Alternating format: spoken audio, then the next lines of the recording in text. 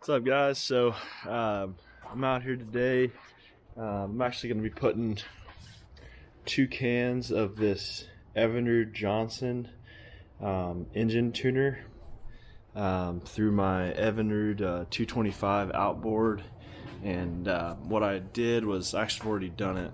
I sprayed 2 cans of this stuff straight into the carburetors, and I did 30 seconds on each carburetor until I just went down each carburetor while it was running at about 1200 RPMs until both the cans were gone.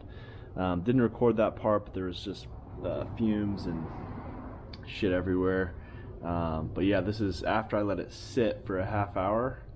So I put this stuff in, let it sit for a half hour, and then this is me starting it up.